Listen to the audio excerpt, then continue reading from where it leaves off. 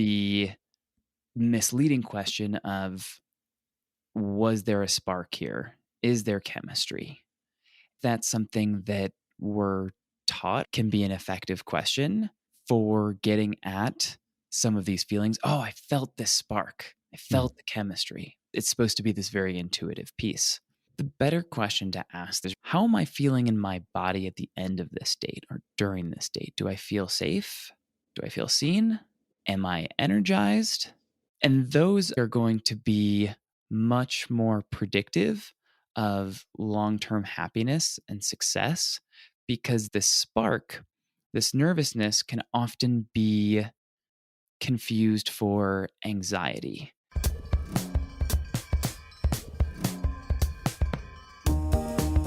Albert Einstein said, "Don't think about why you question, simply don't stop questioning." Welcome to Curated Questions. I am your host, Ken Woodward. And these questions are not mathematical equations, but rather a resource to encounter personal reflection and growth. As Tupac Shakur stated, even the genius asks questions. Now, let's engage the questioning community. Greetings, Ken Woodward here. Welcome back to another episode of Curated Questions. Together, we engage inquisitive humans about how they use questions to navigate and make sense of our world. I am a fellow traveler and pilgrim on this journey, and I'm glad you're here. Today's conversation is with Tim Molnar. Tim isn't your typical dating coach. He's a fascinating blend of academic researcher and practical relationship strategist who's transformed how we think about finding love. As a former Fulbright fellow with both a J.D. and a Ph.D. from the University of Colorado, Tim brings analytical precision to the often chaotic world of modern dating. But what sets him apart is how he turned his own dating struggles into a systematic approach that works. After documenting his journey through 47 first dates and meticulously tracking what did and didn't work, Tim discovered patterns that became the foundation of his book, Date Smarter, a strategic guide for navigating modern romance. What I find most compelling about Tim's work is his emphasis on asking better questions, both of ourselves and potential partners, to create more meaningful connections. He challenges us to move beyond superficial interactions and app swiping fatigue towards intentional relationship building. I met Tim at a recent conference and learned of his new book. I was in the dating game in the last millennium, and a lot has changed. Today, we'll explore the art and science of questioning in dating, how the right questions at the right time can reveal compatibility, build intimacy, and ultimately lead to more fulfilling relationships. Tim, welcome to Curated Questions. Ken, thanks so much for having me on, for the very generous introduction there. Really excited for our conversation today. Absolutely. I always like to start with, when did you first understand the power of questions? I think I was probably about 3 or 4 years old, and my sister and I would often accompany my dad to the grocery store on Saturday mornings. And back then, you were able to let your kids kind of run around and run amok. And he would go get the important things while we would just kind of go follow our curiosities, which, as it were, would usually lead us over to the bakery section. I remember very early on, there was one day where we were just kind of ogling over at the case of cookies, and there was this really nice elderly lady who must have thought we were charming or pathetic or some mixture of the two, and certainly sugar deprived, and asked us, "Would you like a cookie?" So we said, "Well, yeah, of course." This is an easy answer. And from that point on, we would go back, and it wasn't always the same woman who'd be working there. So we'd go over and we'd beeline for the bakery, and we'd say, "Hi, can we please have a cookie today?" And about 9 times out of 10, we'd get the cookie. And so I think there was something that we're taught, that we get what we maybe deserve in life or whatever. And there was something that clicked in my sugar addicted 3.5-year-old brain that said, if I just ask for a question, we can open up a whole world of possibility. Sometimes you just need a better set of questions, and that's really all that's standing between you and what you want. Beautiful. Love that. Both the fact of the nice lady at the bakery hooking you up with sugar, and any baked good is a blessing. But that's amazing that such a formative experience so early on and seeing what a question can get you, if you will.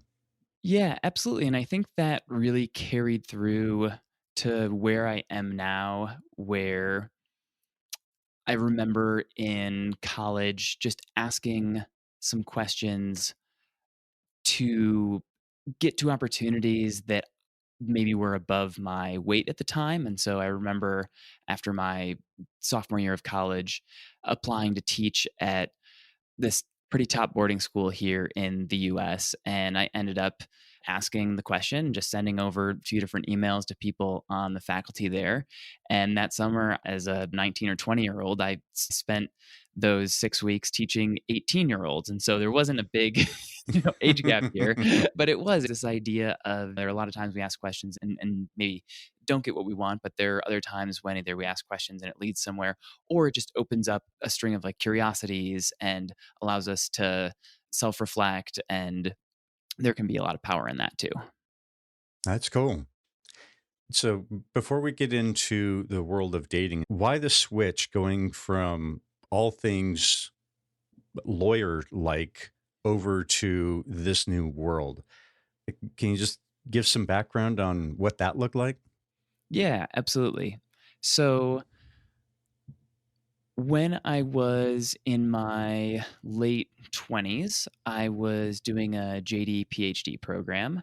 And for the PhD portion, I was really focused on studying human behavior. And I was working with first a behavioral economist and later a sociologist. At the time, I had been dating myself and hadn't been having too much luck. And so one day I sat down and decided this was something that I really needed to to get a handle on. And I wanted to see if there was a way to use this framework of academia, research, articles that have been written in these journals to help me navigate this process more intentionally. And so I think often in the research world, we like to say our research is first and foremost me search. Mm.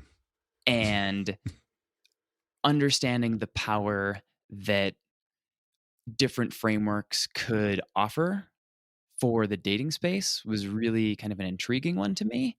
And it started with how can I find someone? And then as I began to progress down this journey and other friends saw what I was doing, there were natural curiosities there. And then this really began to balloon into first some kind of like casual advice and then more formal dating coaching engagements. And then eventually became the book. And so that was the not so typical linear trajectory from academia into the world of dating, dating coaching, writing the book, and where I am now. Gotcha. That, as you say, non-traditional kind of path there. How does that academic background influence your questions about dating? And then how might someone without research training develop similar analytical skills, perhaps in this space, maybe greater, but definitely in this space? Yeah, so maybe I'll back up and start with how I had originally conceptualized the first problem of how can I meet someone who's going to be a great life partner for myself? Hmm. And to the theme of the podcast here, Ken, it all started with a podcast I had listened to with a woman named Debbie Millman, who's over at the Harvard graduate, I think, business school now. And she had asked this question of what does my perfect day look like 5 years from now as sort of a conduit for more intentional lifestyle design. And I love this question. And being a student at the time, I had summers largely off and had time to sit and think about these bigger life questions. And so I sat one day in a coffee shop and I probably wrote 14 or 15 pages in a journal about what Wow. that perfect day looked like. What was I eating for breakfast? Where did I wake up? Who did I wake up next to? What type of books was I reading? What was my physical health like? My emotional health, my social health? Was I traveling? Was I active? What was I doing for work?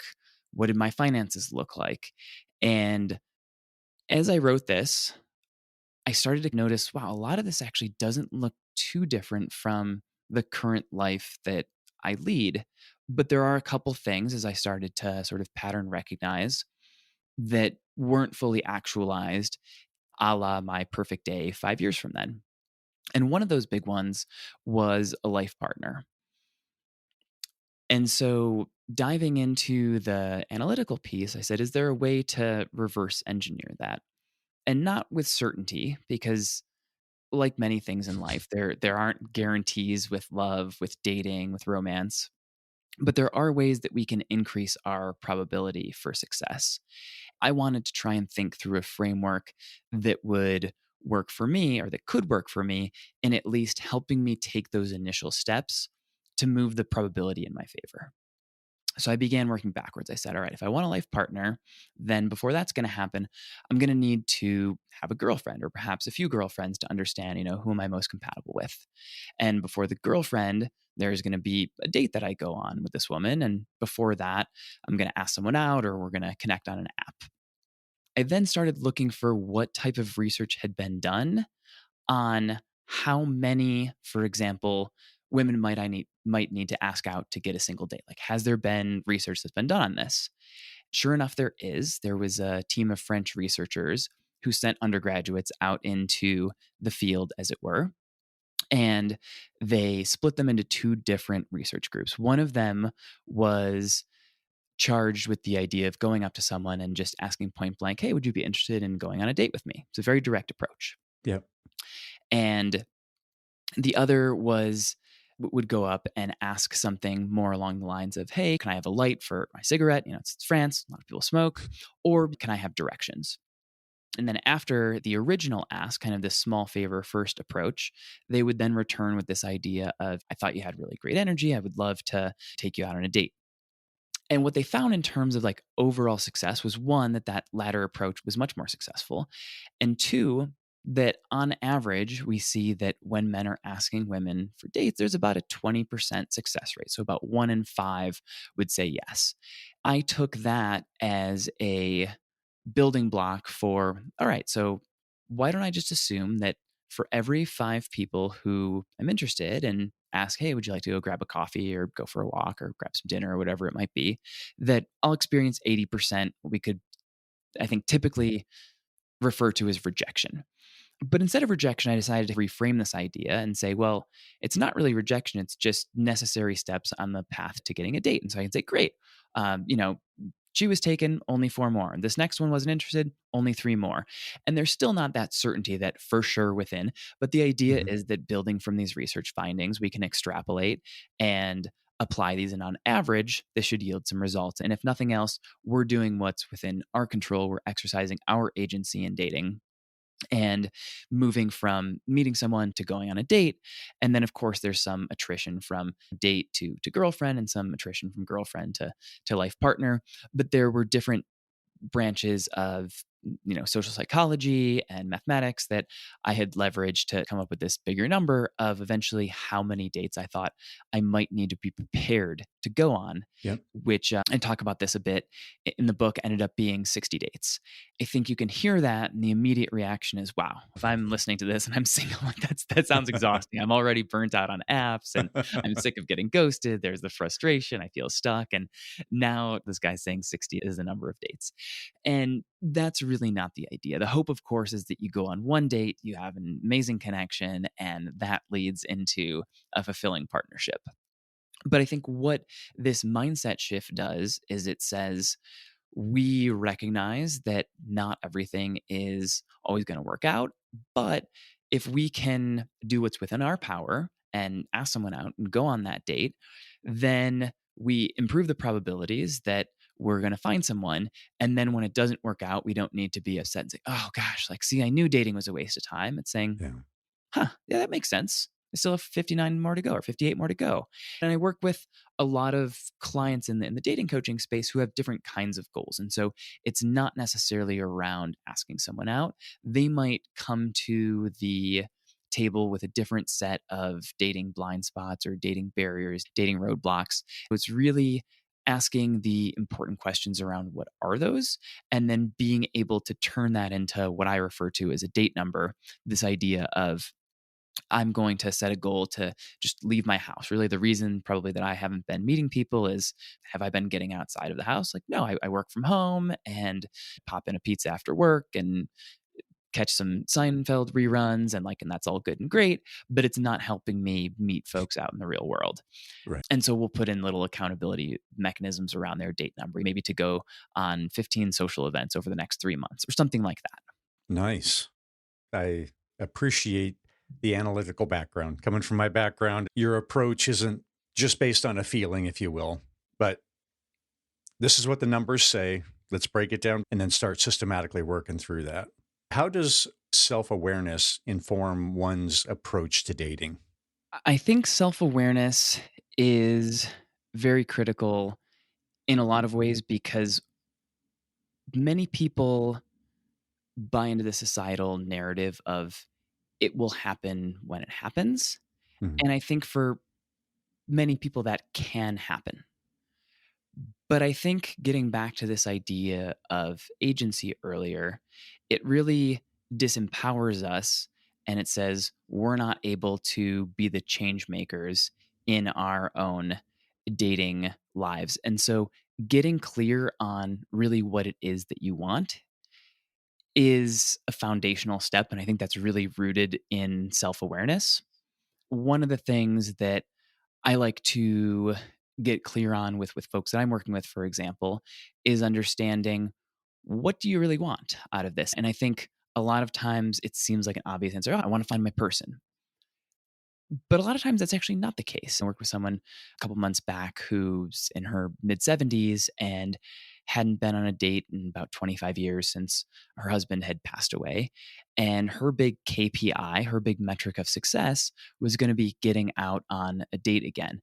And so having that self awareness that I haven't done this in 2.5 decades. And so going from 0 to 60 off the couch, that's a recipe for success. So that self awareness is around, what do I actually need to get over just this next hurdle? It doesn't need to be going Mm. from my current state to happily engaged, but saying, what are the lowest friction actions that we can take to Mm. move from here and be closer to a place of feeling love, connected. And there are a lot of ways that we can do that, even outside of the confines of romance, of course. That approach plays in a lot as well. Because I think people that I'm trying to reach with this message and people that I work with, like all of us, want to feel love, want to feel acceptance, want to feel like they're seen. And there's a lot of way to optimize for these feelings without cabining it strictly to this one relationship with a romantic partner. Mm. What are some questions you work through with clients to help understand that? One question that I really enjoy asking is, what emotional rewards or maybe even protections did you learn to seek in your earliest relationships? Mm. If you think back to some of those formative relationships in your life, oftentimes those are going to be relationships with parents, maybe relationships with siblings, but oftentimes we think of it as, in this relationship with my dad or my mom, how did I try to seek emotional reward? Was that every time I got an A on a test or scored a goal in a soccer game, I got a pat on the back? Was it every time I cleaned up my room? And then on the flip side of that, what kind of emotional protections did you need to develop? Like, if you didn't do those, were there consequences? And how do those inform what you're searching for in your current dating life? I think this helps people see that dating isn't random, it's patterned.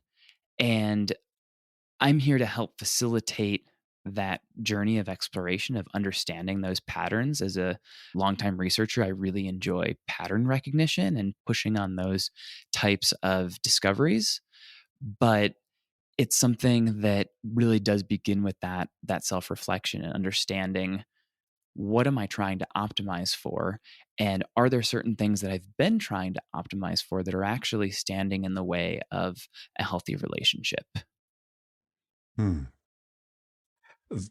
Really appreciate those questions from the standpoint of better understanding what's pushing us around in this push and pull world of different levers that you can pull, like you're talking about in a relationship with a parent or a sibling. How have you found love previously or acceptance? What does that look like? And then at least it gives you an opportunity to say, was that healthy? Because we all come from imperfect parents and we're imperfect, got all this chaos, if you will. And so, yes, what worked about it? So, what was right and loving and just, and then what perhaps may have been off because of their upbringing or their background, the scars that they're dealing with, to at least now kind of calibrate and go, ha, this is what I think. Now that I may be able to heal a little bit from some of that stuff that happened, now I think I've got a truer understanding such that I'm not going to be surprised in 5 years when things go sideways because I'm trying to compensate. I love that exercise. And as just as real quick coming back, the fact that your 1 day thing was 14 pages, that is an impressive exploration of what a perfect day looks like. When I've done it, it's been like, yeah, maybe 2/3 of a page at best. So you're setting a new standard. So I appreciate that. That was impressive. And it was small journal pages, but still I think it's just a lot of depth around getting to the feelings versus the conduits that we assume and sometimes falsely lead to those feelings.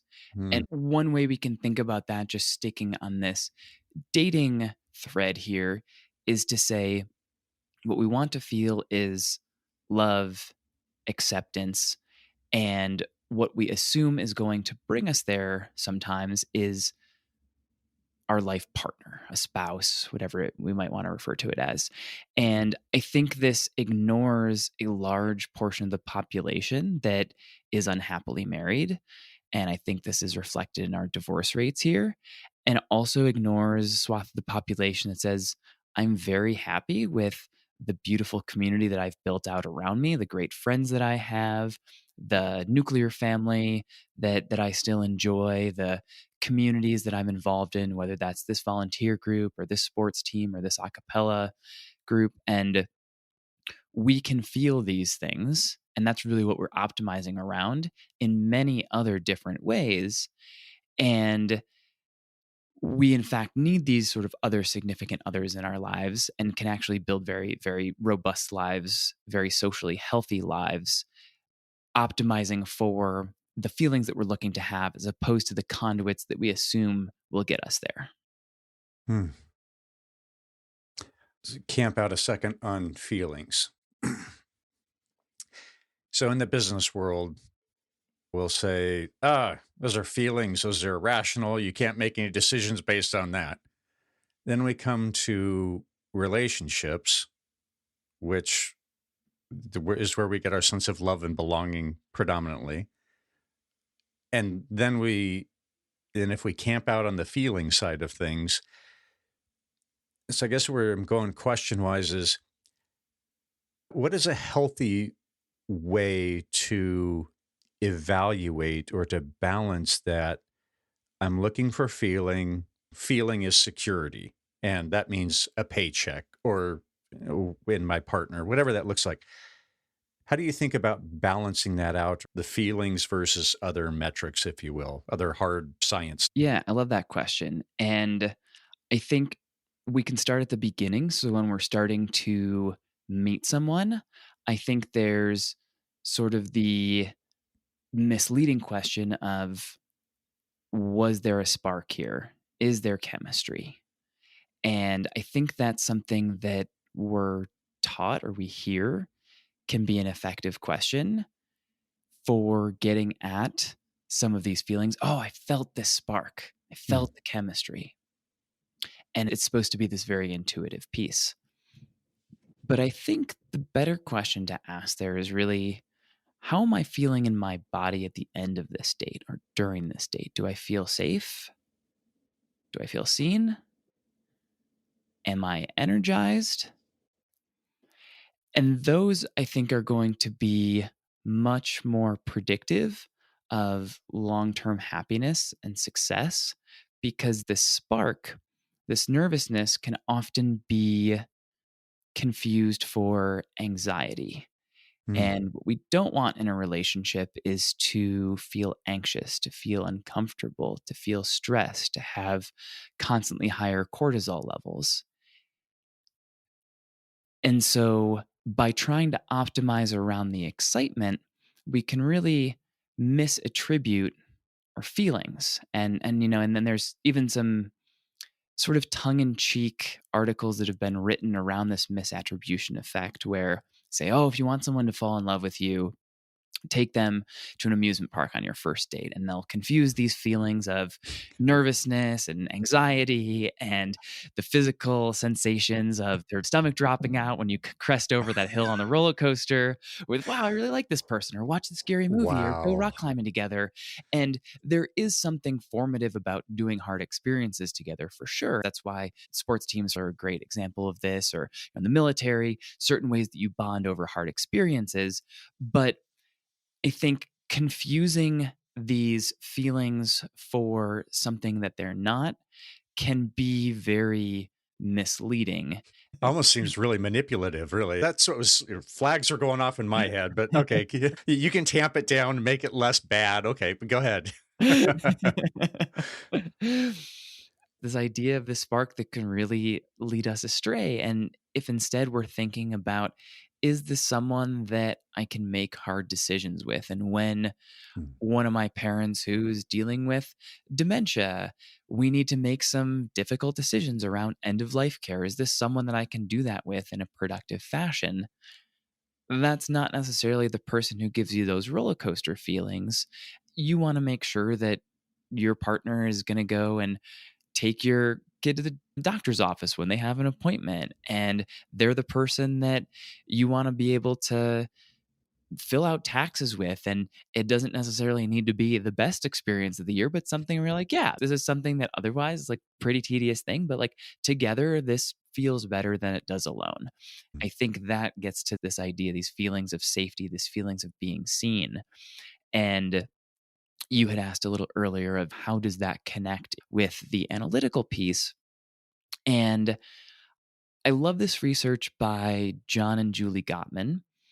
They've written a number of books. They're out of the University of Washington. And they, for a while, have run what's known as the Love Lab. And the Love Lab is a curated apartment where research subjects, these couples, come in and spend some finite period of time together, whether that's 24 hours, 72 hours.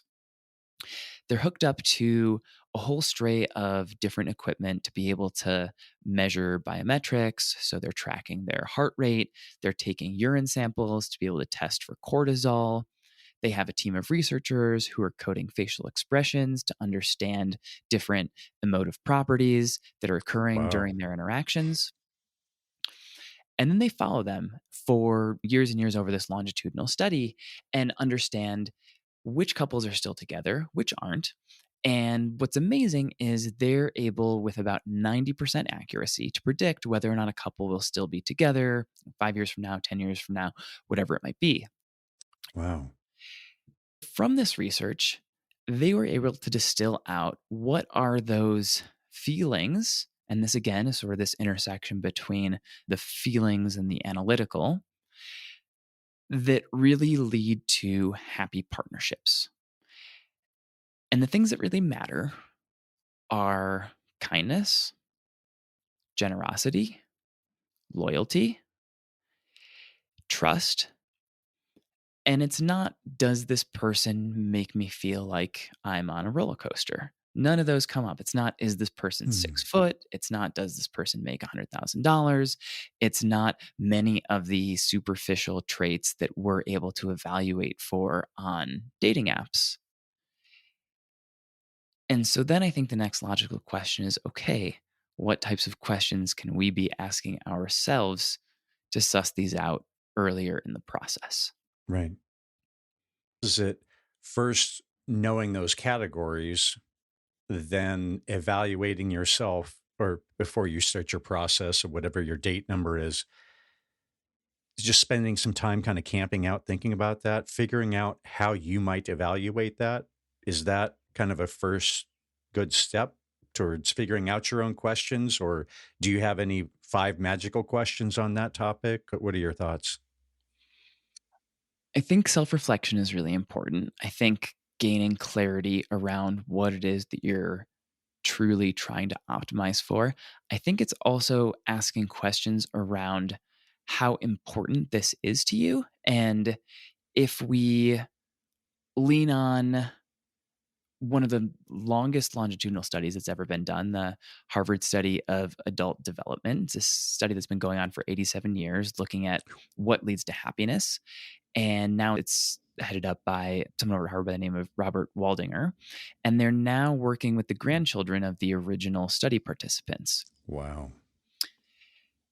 And if they were to summarize these almost 9 decades of research into a single finding, it is that healthy relationships are the one thing that lead to happiness more than just about anything else.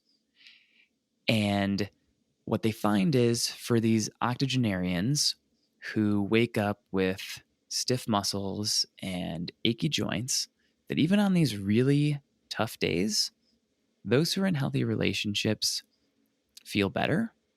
Their mood really doesn't waver. People in healthy relationships live longer. They experience lower stress, have higher quality of life. And so I think there is a lot to be said that investing in healthy relationships, whether those be romantic, platonic, otherwise, really is at the core of what I think most of us are trying to optimize for, which is feeling good. Yeah. And so getting back to this idea of how do we recognize early on what are healthy relationships and when do we know we're maybe on the right track? What types of information do we have? I think in a dating app sense, as I alluded to earlier, we can be led astray because we only have those pieces that the platform provides to be able to make these decisions. And so naturally, we try and curate based on what we assume will make us happy. And so we're trying this, affective forecasting, predicting our future emotions, which research tells us we're very, very bad at. Mm. And I work with folks all the time. I have plenty of people in my life and in my own personal dating life can say that many people who are in happy relationships would not have met each other on the apps. In my own personal case, my partner and I, we met at a coffee shop and I went and asked if I could plug in my computer next to her. Fast forward to when we actually started dating about a year later. And we were talking about, gosh, like we were both on apps. When would we have met one another? And we were going through and realized, you know what? Never. Mm. Her age filters had been set a couple of years outside of where I fall, and so I would have never passed through those filters. And I think we set these things around height, around age, around proximity, and we assume, gosh, like if I live below 14th Street in Manhattan, I'm not willing to head up towards Central Park to have a relationship with someone. And yet, if we had met the same person at work or on a volleyball team in the climbing gym, developed an affinity for them over time, and realized, gosh, this person's funny, they're caring, they're thoughtful, and they make me feel great, energized, and seen. Yeah, I could probably take the 30-minute subway ride up there. That seems probably worth it. But at the early stages, I think we're remiss to do that. And there are a lot of ways Mm. that we can be led astray. So yeah, I'll stop there for a second. Yeah. The dating app thing, as I mentioned at the top, I never been on a dating app, but your description in your book, I remember reading about how the app never would have put you together, or you never would have had the opportunity to see each other via the app. Wow. But I could definitely see how those seemingly, quote, right discriminators based, like you say, on what we think that we want may or may not be the right discriminators to help sort all the folks. And regarding the apps, there was some staggering numbers as far as a couple of the examples of like how many folks would swipe through. And I'm like, how do you get 100,000 swipes? Like I don't even have a category. Like I say, I haven't spent any time there, so everybody else can mock me, and I'll completely embrace that. But I'm just like, yeah, yeah, I have no idea how you manage that world. Mm, I think it is really difficult. And so driving back to this idea of what are the thoughtful questions that maybe we can be asking, mm, either on the apps or I would say even better off the apps, to get at these more foundational pieces. And surely, like some of these develop over time, and we can't possibly know on a first date certain tells. But I think there are little observations that we can make, and we can ask ourselves questions like, how does this person treat someone who they have nothing to gain from, or whom they have mm, nothing to gain from? One way I think that plays out in a dating context is maybe you are out for coffee or dinner on a first date. Waiter, barista comes by to fill up your water glass. And either they acknowledge this person who's coming over and say, "Hey, thanks so much for filling my water." Or they, I think, can be just very expectant and make no acknowledgement of this. They have nothing to gain. They know that their water is going to be continued to be filled because that person is working for tips. mm, And for me, someone who's doing the right thing when no one's watching, that is truly foundational in terms of how is this person going to show up in 3 months or 3 years when things get difficult, or when we have a child who has some type of disability that we need to work through together. And these are those hard questions. This is someone who has a track record of doing the right thing in these situations. mm. And so it's not for sure, but there's a good probability that this is the same type of person who responds to those situations as well. Um, Gotcha. Trends are saying this, so therefore probably would be consistent. Okay. exactly, exactly. I think generosity shows up in a lot of areas of life. You're at the grocery store and you have a fun little conversation with someone in the checkout line, and you notice that the person who's bagging their groceries say, "Oh no, let me help you with that," and it shows up in small ways initially, but these really spiral into much bigger things when you're dealing with larger things than who's bagging the groceries. Those are important questions I think to be asking, and important things to be looking out for. As someone who's studied the dating process extensively, what questions do you think people should be asking about modern dating culture that aren't being discussed enough? I love that question. And I think what we're often asking is, how do I find my person? And I think a better question can be, how do I design a dating process that reflects my values, protects my energy, and increases my odds? Because the first question, which I think is the seductive one, how do I find my person? We want that quick fix, is difficult to make actionable. Mm, Where when we flip the script and start asking about the process behind dating in a way that, again, reflects our values, that is compatible with how much time, emotional bandwidth we have, and at the same time is moving the ball forward by increasing the probabilities that you're going to be successful. I think that's the one that's much more likely to lead you to fulfillment and to success, as defined by finding that person or finding those relationships, that relationship that is likely to help you feel seen and energized.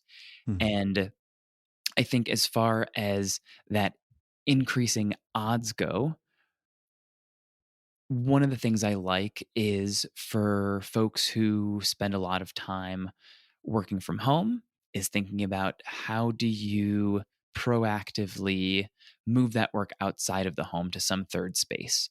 And not to say, great, I'm just going to go to the coffee shop around the corner every single day, because then you start to see the same regulars, which can be great if there are folks there that you want to continue to develop a relationship with. But I think by switching up our habits and our patterns, Hmm. we can interact with more people organically out in the world. So instead of just going to our Pilates class on Tuesday and Thursday, say, well, what if I actually switched it up after a few weeks and did the spin class on Tuesday and Thursday, or went to pottery on Tuesday and open mic night on Thursday? And you're exposing yourself to a whole group of different individuals. And if your current routine isn't leading you towards those connections that you're seeking, how can you be the catalyst and the change maker to really galvanize that change? And so thinking through the process and the tangible steps that you can take. That can, of course, look like a lot of different things. But I love this idea of creating more rigid implementation intentions, is something James Clear talks a lot about in his work around what is the behavior? When am I going to do this? Where is it going to happen? And getting very specific, getting that clarity around, okay, Wednesday at 7 p.m., I'm going to head over to the climbing gym. And then Thursday at 9 a.m., I'm going to check out this new coffee shop around the street and work from there for the day. And so you're putting these plans into action in a way that feels very actionable. You can put it right on the calendar and say, great. When Wednesday rolls around, when Thursday rolls around, I know exactly what I'm doing at this time. I know where I'm going. And it takes a little bit of time on the front end to think through these things, but it goes a long way in reducing the friction to actualizing on these tangible steps for helping you improve those odds. So it's this process for improving your odds. It certainly seems that using that should allow for building confidence in the progress that you're making. Because even though the magic person hasn't shown up, looking back or tracking back at your calendar, right? Because it could be so tempting to say, man, this just isn't working. I am always going out. And then you can look back at the calendar and go, oh, no, actually, it was only 2 times this last month that I did anything, because how we remember and how, and the like, just allows for looking back to practically looking at the data and saying, yes, I have been doing these things. And by virtue of that, you're going to meet a bunch more people. So most likely life will be a little bit more full just from the interactions. But having that actionable thing that you can look back and challenge your own feelings and assumptions seems to me would be helpful. And then also, as you say, having your dating number propels you, okay, I'm not there yet, but I'm taking the actionable steps. So therefore, progress is being made, even though I haven't stumbled across the perfect person yet. Yeah, absolutely. I love how you summarize that there. And it brings up one other piece that I think is important to this conversation around the question of how can I improve my chances of taking action Hmm. towards those steps that I've identified as being helpful for getting me to where I want to go. And one of those pieces that I often see play out is around accountability and thinking, yes, these implementation intentions can be very helpful, but also having an accountability mechanism like a partner who can, I don't want to say ensure, but can certainly encourage us Hmm. where we're kind of on the fence and we're thinking, gosh, even though I have it on the calendar, it's a little rainy outside and I'm kind of tired after work. And then you remember that you're sharing this little accountability tracker with a friend of yours who's maybe also dating, and you know that they're going to be reviewing what you've done. It's a similar thing around setting goals and going to the gym. And how do we encourage ourselves to get up at 6 in the morning and keep with our Monday, Wednesday, Friday gym schedule. Yep. If I'm looking to do that, then maybe I'm asking you, Ken, and I'm like, hey, do you want to meet me there Monday, Wednesday, Friday? I know you were looking to get into this too. And that way, when I wake up and I'm thinking, gosh, I don't know today, and you're thinking the same thing, I'm like, well, I don't want to let Ken down. Yep. And it's just that little push to, again, improve the probability of taking action in alignment with the goals that we have already laid out. Yeah. Public accountability is a beautiful thing when you use it for your own good. Absolutely. Indeed. Yes. Absolutely. Yeah. So this may be going out of order perhaps in the conversation, but I was thinking about how someone might use questions as they've been going down the path. And this goes back to when we were talking about the emotional piece earlier, where all the signs are good. And then they like go off the rails at the person pouring the water or whatever, where you're like, dang, I thought this was the one. And all these other boxes are checked, but there's a red flag. So if we drop into that person's life right there, how should they think about going forward? Because processing, I've been on all these dates, I want the right person. There's a red flag here. And whether any of the friends have chimed in on this or not, it's the how do you process having to say, nope, there's a red flag and I need to break this off in whatever means and keep going. Because that I can just feel just even putting myself in the circumstance of, dang, I've been wanting this. But the right answer is no, I need to confront that. How do you work through that? What questions would help? What's a good way to navigate that moment? Yeah, it's a great question. And there can be a lot of that, of getting our expectations up. And maybe you've been on a couple dates, things are going well. And then either, as you're saying, you see this red flag, or as has become increasingly common in today's dating landscape, people feeling ghosted, you're communicating Mm, back and forth, and hey, do you want to get together again next Thursday? These last two dates have been really fun. And you don't hear anything. And so, this idea of disappointment and rejection and frustration, it manifests in all of these different areas of modern dating. And it's not to say that rejection has never been there, mhm, but I think the commodification of dating apps and this idea that the grass is going to be greener on the next date does change fundamentally how we think about the disposability of people that we're going on dates with. And I think this idea of, I don't see the look on their face when I don't reply to this, it makes it a lot easier for us to cancel on things, to blow someone off. And uh, I remember hearing this story about this like young boy who would meet up with his grandma on Sunday afternoons.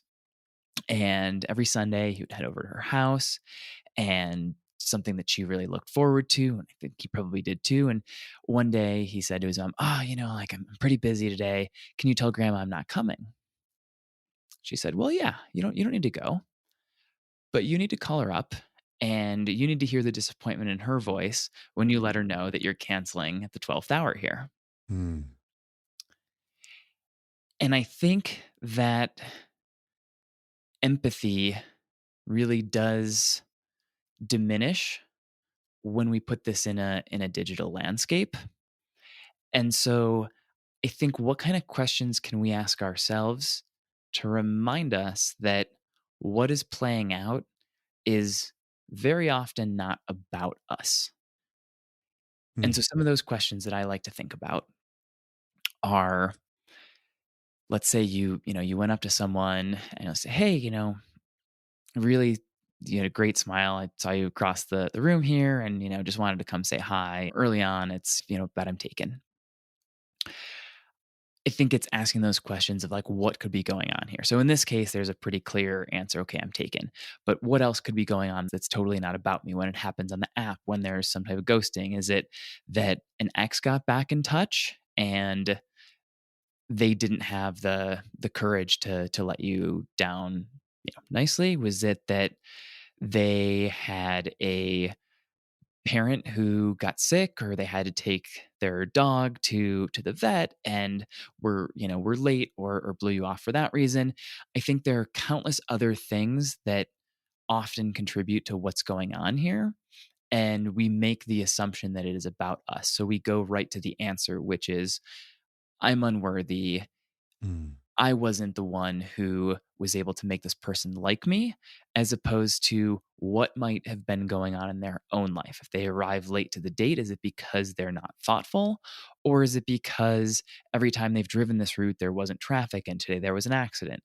And so I think being willing to extend grace both to ourselves and to other people's, it can be contagious, and it can help us get at the truth of what's actually going on here and maintain that perseverance of understanding, yes, things will come up, but also it's within my own power of how I process those things and what I allow myself to understand and question, and stay Mm. curious with the myriad other possibilities that might explain this behavior. And just to riff with one more thing off of this, there's some interesting research that came out recently out of NYU, and they were looking at this behavior of ghosting.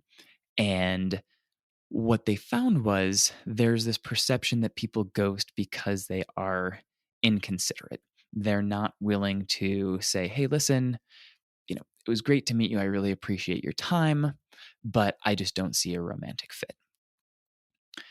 But what the research found was there actually were very strong pro social motives for the people who were ghosting. Hmm. And they really believed that they were doing the kind thing of not having to let someone down, of not saying, hey, I didn't like you. This didn't work for me. And so by, sort of subtly disappearing, the hope is I don't need to make that sting. But I think that candor, it stings, but the silence really leaves that wound unopened. Adam Grant says something similar to that, which I really like. And I think it gets this idea of how do we deal with dating on both sides of it. And one is when you show up to a date and are finding that things aren't maybe moving forward romantically, what's the kind, thoughtful thing to do? It's to deliver that news in a thoughtful way Mm. and with empathy, to be able to allow someone to move on and not leave those lingering questions unanswered. I guess it'd be nice if there was a blanket standard answer that means I don't intend to be a jerk. It just didn't work. Whether it's an emoji or something like this, where it's like, I, for all these various reasons, I don't have the right language to say whatever this is. And it's like, I don't mean to hurt you. Thanks for the time, but no. This so here's this emoji. Okay, then it's done, and the entire population understands. Okay, no harm, no foul. It's just this is how it is. Yeah, I don't know if somebody comes up with that or not. I love that. I think you need to pitch it to Match.com and so they can begin to roll it out across their platforms. I'll get hot this afternoon and send it out because man, that would be so much easier than yeah, like this whole ghosting thing and do I have the right words or not? And yeah, yeah. And I Mm, think that maybe that is one of the silver linings of introducing AI with modern dating apps. And it's not something that I'm particularly bullish on for its ability to make us more empathetic human beings. But maybe this is one use case where we don't know what to say. And so leaning on these LLMs to compose that thoughtful message, and yeah, sure, you begin to get that some variation of that same message. You understand where it's coming from, but at least you have that clarity. And if you're on the other end of that wondering, gosh, like, how do I say this in a way that's tactful yet honest? And that could be a thought for one of the ways that AI could mm. help us out there. Nice. What ineffective questions continue to be asked in the dating world? I think we make a lot of assumptions. And so we are assuming that when an app, for example, asks the question, "What religion are you?" or "Do you do drugs?" These are questions that have been put forth by developers thinking that they're going to lead us closer to connection. And I think there are times where they can help us align on values, or at least superficially at first glance, we think, oh, yeah, if, if I'm Muslim and I know that I want to meet someone who's Muslim, then great. Like, this is a really important question. But I think it also leads to misconceptions and assumptions where I'm assuming if you've change things to a minute to say I'm Christian, I'm assuming maybe that means you're in one of the front three pews every Sunday for church. And maybe what that's really saying is, yeah, I exchange presents on Christmas. And so Hmm. we're assuming this isn't gonna work out, there's not compatibility, when in fact you think, "Oh, yeah, actually, like, I like presents," or "That could work for me." And it's really not what we're, again, just assuming that it does. I think it's the same thing with something like drug use where it's like, "Great, are you addicted to meth or do the occasional edible while you're out on a camping trip?" And I think that's one way that we're led astray by questions that are sort of fed to us when we're answering questions as opposed to being more thoughtful about asking them for ourselves. So I guess maybe it's pursuing the nuance. Is that a fair way to say, okay, great, let's talk about religion. Okay, what does that look like for you? What are your definitions? What are your traditions? You're going to have a longer conversation regarding that just to get a better understanding rather than just a go, no go.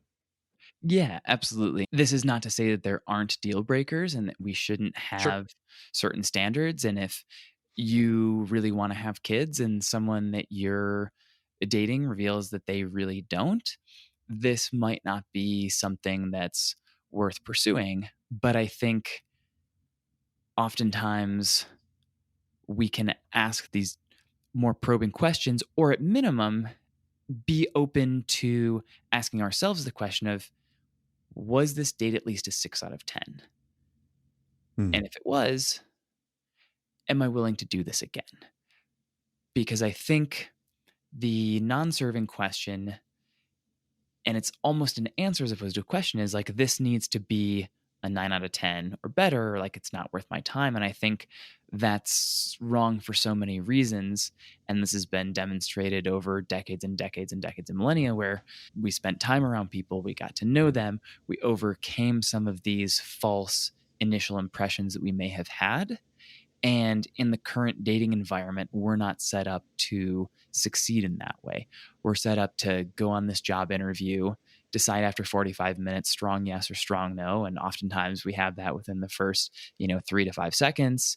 And Yeah. that may just not be the case. And we're not allowing ourselves to be open to the possibility of being surprised that this person who presents in a way that raises some of our, oh, I don't know if this is going to work out, actually might be someone who gives us those feelings that we're really seeking for in a partner. You just mentioned surprise. What role does surprise play in the dating relationship? I like to think about it in terms of intentional serendipity.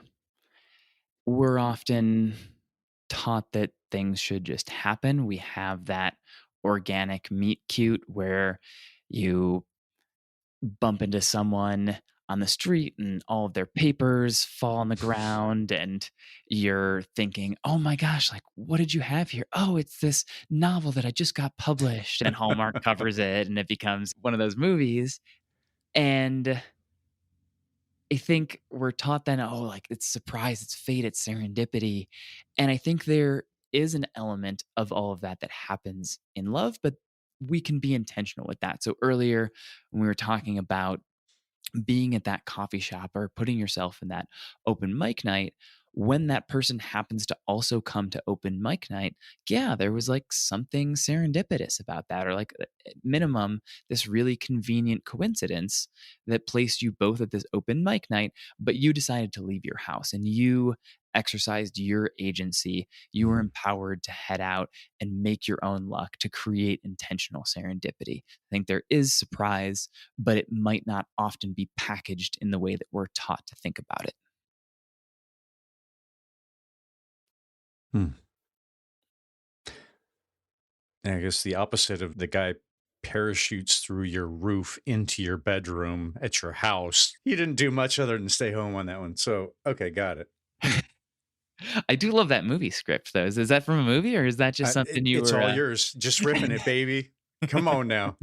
I'll give it all to you. You mix that into the Hallmark thing that you just said, and yes, there's a bestseller or there's a winner for sure. Yes. So many relationships fail years later due to misguided values on money, children, or religion. What deeper probing questions might reveal these potential deal breakers earlier on?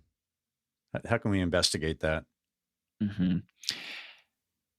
I think money is an interesting one to drill down on a bit because I think there is research around how money makes our lives easier. But what's interesting is it's often much less than we think. And so I think probably adjusted to current day dollars, when we hit about $100,000, there aren't noticeable upticks in happiness beyond that. So I think when we're trying to understand, like, is this someone who could be a good partner? It's really understanding if you have these dreams about buying your yacht and vacationing in the Swiss Alps, is that really what you're trying to optimize for? Or can you ask those thoughtful questions to drill down on what really are your values? You're picturing this lifestyle of you in the Swiss chalet, and can you have that same experience taking Wednesday morning off of work and grabbing some bagel sandwiches together and heading to the park, and just having that sense of peace, clarity, time together, intentionality can create those feelings that we're really trying to optimize Hmm. for, and recognizing why do we have such different values on money, and what can we do to create the conditions where we're both able to live, to kind of steal a Ramit Sethi phrase, like our rich life, our Hmm. life that allows us to experience what it is that we want to experience, regardless of the number of zeros that we have in our bank account. It comes back to that clarity that you're just mentioning and your self awareness. What really am I wanting?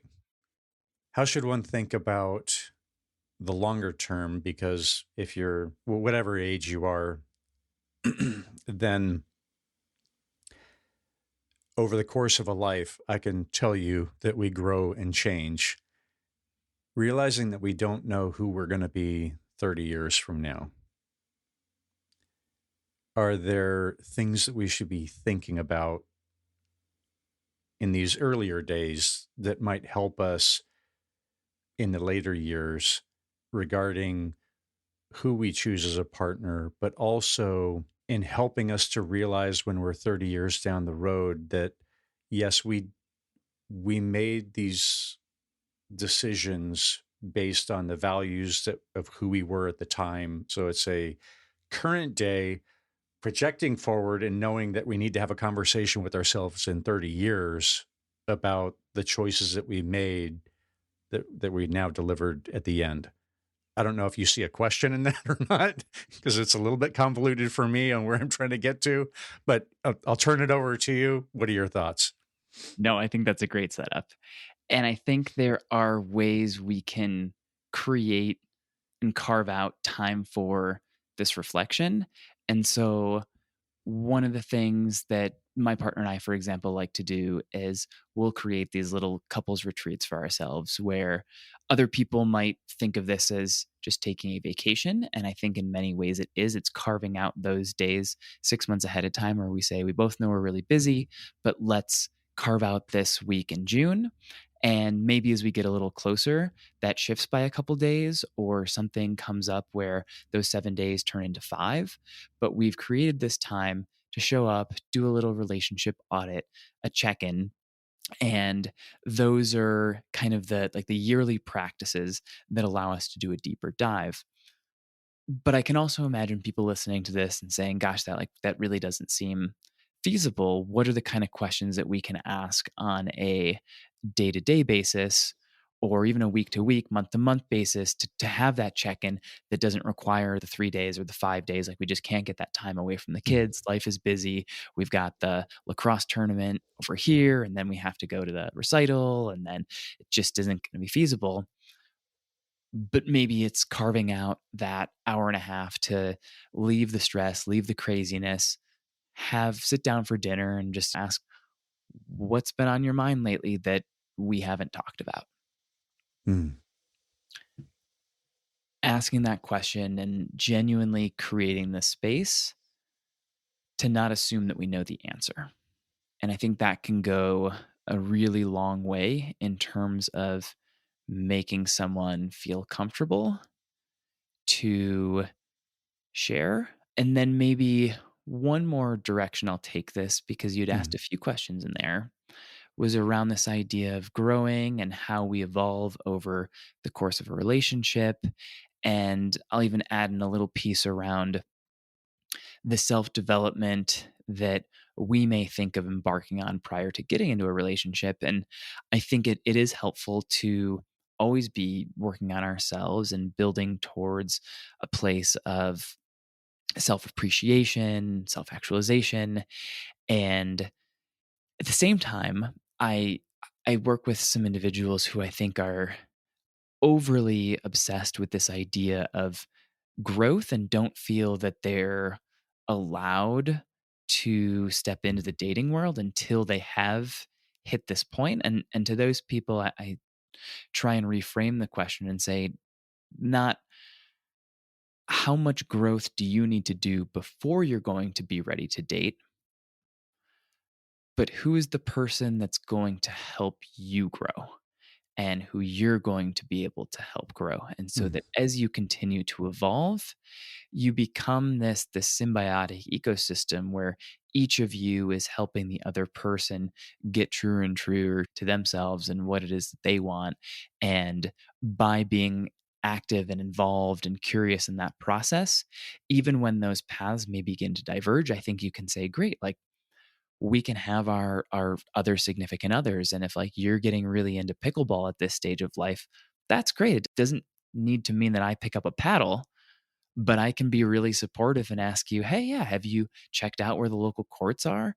Have you gotten on Eventbrite or Meetup or this other website to understand where you can find good partners? And we can just be curious and grow together while still sharing that common value set that brought us together 30 Mm. years before. Yeah, beautiful. I love that concept of, are you going to help me grow into being my best self? And that's for both parties. And that means that there's going to be change. I had heard one quote, I have no idea who it was, but it was of a guy. He said, yeah, I've been married to 5 different women in my life. They've all been the same one, but she's changed a lot. So it's definitely been my wife's experience with me. So I've got some empathy for, um, because we are going to grow, we are going to change. So I think about it, if you're at the date, and one of those probably deal breakers, I would say would be, are they looking for you to never change and just always, I don't want you to ever change. Ah, brah, life is going to be miserable at that point if the goal is to never change. Just living long enough to know change is going to happen. So are you going to be able to embrace it for your partner? Is your partner going to embrace it for you? And what does that look like? So even, I guess, in the shorter term, what does it look like to have some of those conversations? I would actually be really curious to ask you. You've experienced your wife creating space for you to create that evolution of your 5 different selves, and Mm. what types of things did she do to say, "Hey, Ken, yeah, it's okay to move from this part of life into this," and like, and I love that you're thinking about these things, or maybe when she was scared, how the two of you were able to navigate that together. Say it's been hard because I have I've been pushing hard on lots of these different growth areas, and it has scared her. And we've had to have some conversations about what does that change look like? Because for her, she married this guy and she's like, okay, we think that we've got our way ahead, which, haven't gone completely off the rails, but it's this is who I knew you to be. And now your views on some of these different things have changed. And whether that's that, no, my views haven't changed, or yes, we are going in the same direction, I would just say it's been hard and needing to be intentional about talking about it. I haven't led well in that area, I'll say.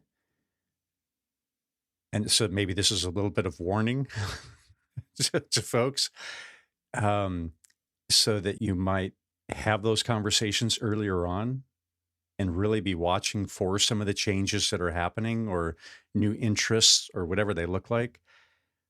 Just know that they're coming. And so embrace the change, start to have the conversations about it would be my thought. Because if you don't, that idea of, cutting down a sapling is far easier than cutting down a huge oak tree. So in that idea, if you're going to have a healthy relationship, go after it when it's young and early on in these changes, because otherwise waiting until longer, it's just very, very difficult. If you're the one changing, lean into having conversations, I would say. I love that, and I think it ties back to this fundamental piece of growth mindedness and having that growth mindset, finding a partner who has that growth mindset, being able to evolve together. And at the same Mhm. time, recognizing that that doesn't mean that it won't be difficult, that there won't be hard conversations. And I think that's something that younger generations, and not exclusively, but younger generations sometimes steer away from, is when there is that perceived conflict. It's, oh gosh, like this is time to close up shop here. And, thankfully I can just keep on swiping, but it leads to this perpetual chasing, as opposed to Mhm. recognizing that a lot of our values are still aligned, and we care a lot about each other, and we're willing to invest and do the work, and that this doesn't stop when I say I do. Like, that's really when the work begins, of figuring out how do you continue fostering this partnership, cultivating that growth. Yes. Yeah. Because you're both going to change. That is for sure. And the pressures that happen of the kids and the bills will certainly test it. My heart for folks listening is that if you're in that dating world, boy, just my heart for you is that you would do that heavy lifting up front and really understand as much about the person as you can, such that it'll be easier going forward, because life is going to hit you hard. And so it's great when you got somebody along, you're both pulling together. That is for sure. Yeah, Yeah. that's well said. I like that. What questions do you personally carry and revisit? Anything for you? So, one of the things that's close to my mind right now is thinking about how I can continue getting my message out there, to continue to help people find social connectedness, to find love. And right now, that's taking the form of this dating book, and talking Mhm. about it, working with clients individually. A question that I like to come back to is one from Newt Gingrich, who asks, each day, am I hunting field mice or am I hunting antelope? And this comes from this idea of a lion who's very capable of capturing and hunting field mice, but the caloric expenditure to make that happen doesn't justify the return. An antelope is much quicker, much more difficult to capture, but it's worth the time of investing because a pride of lions can live off of the occasional antelope capture. So in my own work, it's asking today is what I'm doing just chasing around field mice? Am I spinning my wheels doing things that give me that false feeling of productivity, but Mm. aren't likely to hit in a bigger way? Or am I doing things where maybe I didn't have that hunt today or tomorrow or this week or even next week, but I'm building something that eventually is going to be able to expand way beyond the collective 25 or 30 field mice that I would have captured in that same time period. Mm. Mm. That's beautiful. Do you have a particular hope for this book other than change the world, which I got that, but I think I would like to further the conversation on what it means to connect with people in real life in 2025 and beyond, particularly in the age of dating apps and AI companions and people with their headphones staring down at their screens at many critical points of life that used to serve as jumping off points for conversations. And so I think the dating message is a nice packaging for it right now. It's a place that hits a lot of people who want that partner, but I think the message goes a lot more deeply than that. And it's how can we continue to show up and be curious and stretch ourselves even when it feels a little bit uncomfortable to initiate those conversations, recognizing that the vast majority of time people are really really appreciative that they did. And I think the technology can serve us in certain ways as long as it's not becoming our master. And a great example of that is like Ken, how you connected with me when we were at this conference, and there's a little messaging app, and you reached out and sent a really thoughtful message, and we probably wouldn't have met up but for that. But then you really use that as a tool to get off of the digital space, connect online. We had a great conversation there, and now yeah. we're getting a chance to do that again. I try and practice this like now that I've been in a relationship for 5 years, I try to continue to show up and create those social sparks. And just the other day, I was out for a trail run. I live here in Boulder, Colorado, and I was coming down from the top of this like small little mountain that we have, and I was running at about the same pace as someone in front of me, and I noticed he had some headphones in, and we had another probably 30 minutes on the descent here. And I just asked him, said, "Hey, are you listening to anything good?" And he started lighting up and told me about the rock climbing podcast that he was listening to. It's Boulder, so it kind of checks out. And we ended up running together the entire time down the rest of the trail. And I was very careful to check in with him about a minute into our conversation. I said, "Hey, I know I just hijacked your podcast here. Do you want me to go on ahead, or do you want to go ahead, or do you want to keep chatting here?" And I think our perception is like, oh, like people just want to be left alone, or we just want to be left alone. But there's actually some really interesting research that's been done around this misperception, this poor affective forecasting, where we report that we're usually much happier than we even expected, even after this phenomenon has occurred time and time again, when we've taken the time to have that conversation, or when someone else has taken that time to have that conversation with us.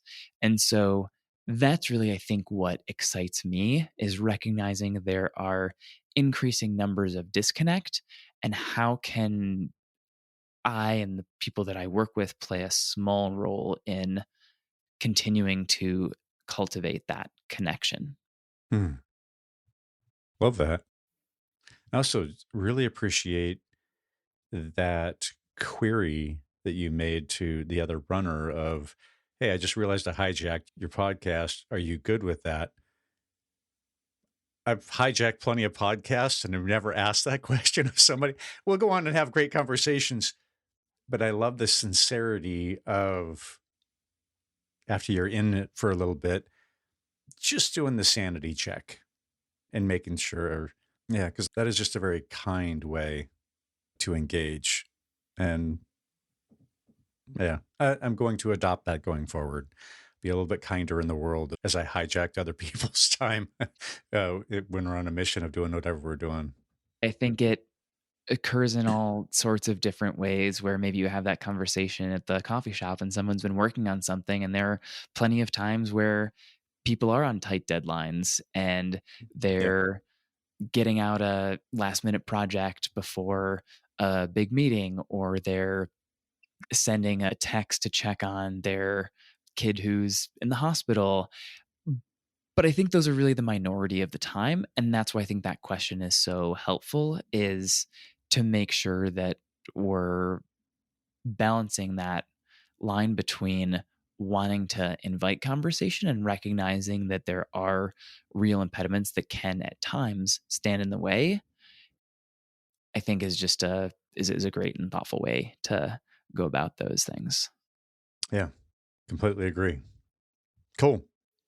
As we head towards wrapping up, do you have any other thoughts or encouragements about questions that we haven't touched on yet?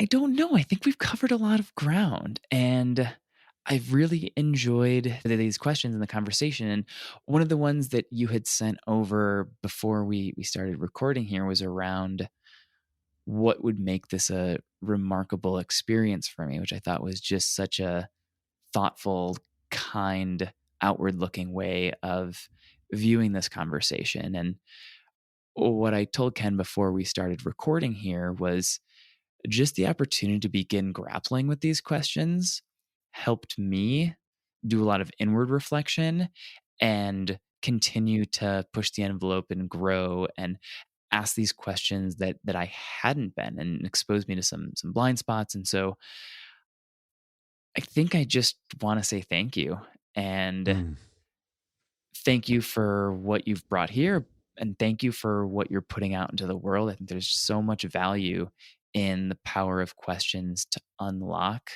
parts of life that we didn't know that we had access to. mm. I'm so grateful that is your experience. Yeah, I've really appreciated the conversation as well. So beautiful thing all the way around.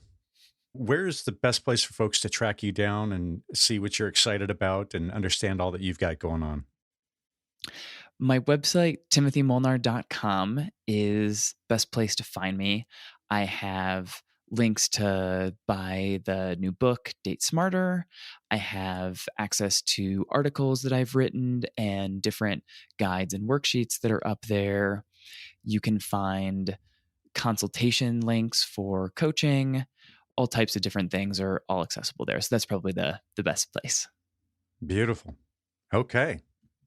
Tim, thank you for merging your heart, personal experience, and analytical background into the book and the services you offer, and now bringing your questioning insights into the curated questions community. So I thank you for being here in conversation. Thank you. Ken, thanks so much for the opportunity to be on today. Really, really enjoyed the conversation. Wow. This covered a lot of ground, and I'm glad Tim agreed to the invite. I learned a lot. Upon reflection, Tim's dating insights core is about connection. While the end goal of many of his clients is a life partner, the opportunity for all of us is to use the concepts he proposes to learn about ourselves and others. Tim's encouragement to embrace the process over the outcome is a helpful reminder to be present and enjoy each step in the process, and know that it is just that, a step. Time is not renewable, and embracing the moment is a way to make the most of the time that we have. To ask, how do I design a dating process that reflects my values, protects my energy, and increases my odds, focuses on actionable steps within your control instead of fixating on an uncertain outcome. Bells went off in my brain when Tim asked the question, what emotional rewards or protections did I learn to seek in my earliest relationships? This is such a helpful question to recognize that dating isn't random, but patterned by our formative experiences with parents and siblings.